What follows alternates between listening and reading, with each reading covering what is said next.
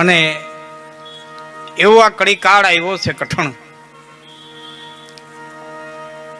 કે એમ કહું તો અતિશોક્તિ ન માનતા, પણ બે ભાઈઓ ભેડા બેન ખાતા હોય તો માનવું જોઈએ કે તમારી માટે તમારા પિતૃની અસીમ કૃપા છે, બાકી ઉમરે ઉમરે વેર કરાવ્યા છે, એવો આ જમાનો આવ્યો છે.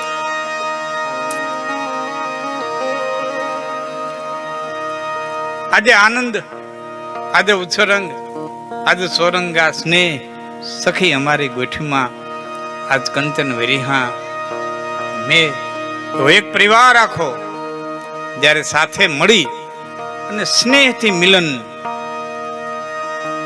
ભાવ, પ્રેમ, હૂંફ, લાગણી અને આજ બધા ખુશી ખુશીથી મળ્યા છે, એનો આનંદ લેવા માટે થઈ અને આનંદમાં વિશેષ આનંદ લેવા માટે થઈ અને આજનો રાત્રિ કાર્યક્રમ, એમાં સાહિત્ય સત્સંગની વાતો, માતાઓ બહેનોની પણ ખૂબ હાજરી છે, પરમ સ્નેહી મિત્રોની બધાની ખૂબ હાજરી છે. કાળ કાળનું કામ કરતો રહે એમાં કોઈ ના નથી, પણ વિવેક જાગૃત જ્યારે માણસ રાખે છે ત્યારે આ બધા કાર્યો થઈ શકે. સમય સમયનું કામ તો કરવાનું છે. કડી કાળ આવ્યો છે, કડેલાટી કરીને કડદું ગાવ્યો, ધરાથી ધર્મને મારવા ધાવ્યો, તોરલ અફંગાન સેનમાં લાવ્યો, લોભી લાલચોમાં ખૂબી ફાવ્યો. રાતદી ખેડૂતો હરખથી આંકતા, નવનો કોહે તાગનો આપતા, હુકાઈ ગયો હરવાણીઓ થપાટેક લાગતા, કરી દીધા નવાણ ને કાકરા ભાગતા. રીયું ને ગૌચર ગાયું ને ચારવા, ધ્રોળજે કૃષ્ણ હવે તું તારવા. રાજા મીંડ્યા છે રેત ને મારવા, તો કેનેદી પ્રજાને ધણી હવે ધારવા. છતેદી અંધારા ઘોર છે રાજમાં, સૌ પીડ્યા છે સ્વાર્થના કાજમાં. ધતિંગ વિધા છે ધર્મના નાજમાં, અને નથી કોઈ વવારું હવે લાજમાં. આવો દે કડી કાળ આવ્યો નહીં. કાલિકા રામાના ભગતે વિવેકુ, રામ નામ અવલંબન એકુ. નહીં કાલિકા રામાના ભગતે વિવેકુ.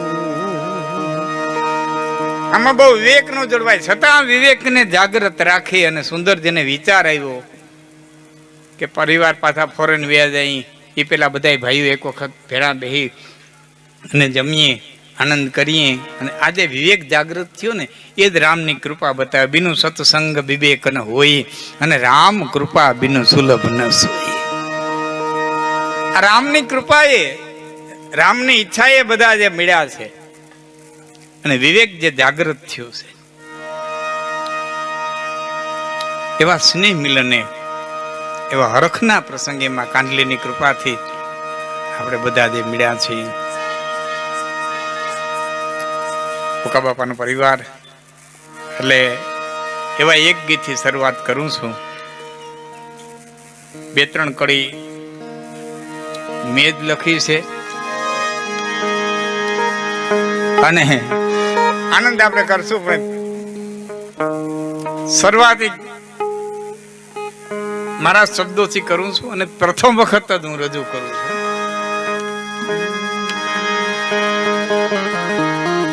કે બાપ મારો મેરા માણ મીઠો, હે બાપ માં. એક બાપના નેજા તળે આપણે મળ્યા છીએ. સુતેરદા પરિવાર આખો મળ્યો છે, ભૂકા બાપાના નેજા તળે મળ્યા છે, એના નામના નેજા તળે મળ્યા છે. એટલે બાપના ગીતથી, માના ગીત તો બહુ ગવાણા છે, બાપના ગીતથી આજુ શરૂઆત કરું છું. એ બાપ મારો મેરા મણ મીઠો, ભોગવતો દીઠો સંસારમાં. હોય મેલો કે હોય ભલ ઘેલો, પણ હેતથી ભરેલો સંસારમાં. બાપ મારો મેરા મણ મીઠો,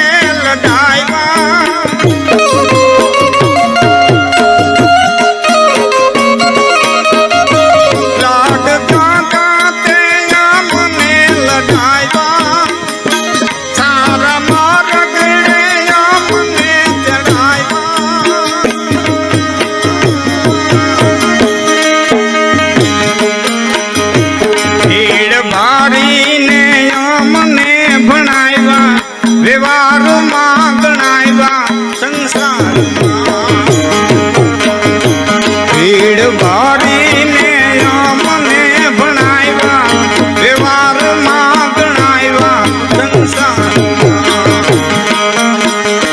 બાપ મારો મેરા માણ મીઠો ભૂગવતો દીઠો સંસારમાં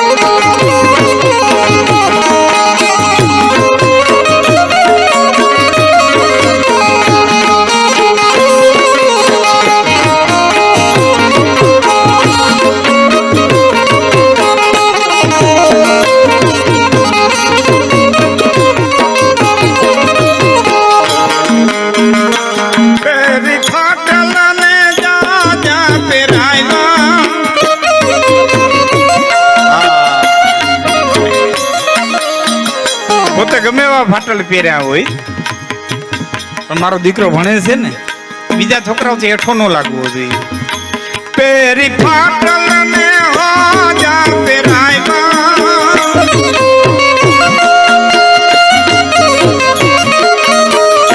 પેટ ભૂખ્યા ને આમને ભરાવ્યા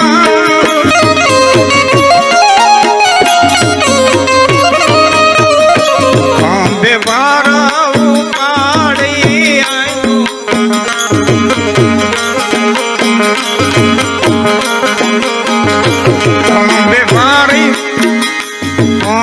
ઉપાડી ભાડય મારો મેળામાં ફરનારો સંસાર બાપ મારો મેરા મણ મીઠો ભૂગવતો દીઠો સંસારમાં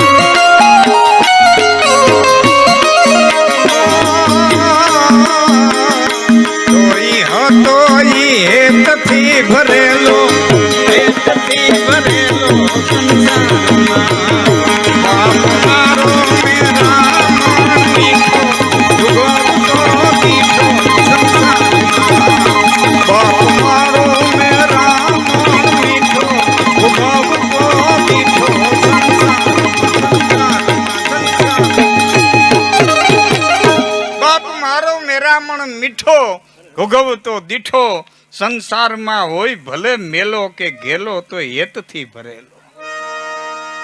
ભીડ ભારીને અમને ભણાવ્યા, વ્યવહારમાં દાદા ગણાવ્યા. ભણવું વસ્તુ નોખી છે ને ગણવું નોખી છે. ભણવું વસ્તુ એજ્યુકેશન જોધું છે અને પાછું ગણવું એ જુદું છે. વ્યવહારથી ગણતરીમાં આવે. ભણ્યા કરતા ગણ્યાની કિંમત જાદી હોય. શિક્ષક વિદ્યાર્થીને ભણાવતા હતા ને એટલું કીધું, બોલો વિદ્યાર્થી મિત્રો, એક વાડામાં 10 ઘેટા હોય, એમાંથી એક ઘેટું નીકળી જાય તો પાછળ કેટલા રહીએ? એટલે એક છોકરાએ ઉભા થઈને આંગળી ઊંચી કરીને કીધું, સાહેબ એકેય ન રહીએ. કે 10 માંથી એક જાય 9 નો રહીએ, કે તમારા બોર્ડમાં રહીએ, તમારી નોટમાં રહીએ, તમારી પાર્ટીમાં રહીએ. પણ હું માલધારીનો છોકરો છું, મારા વાડામાં ન રહીએ, એક નીકળે એટલે 10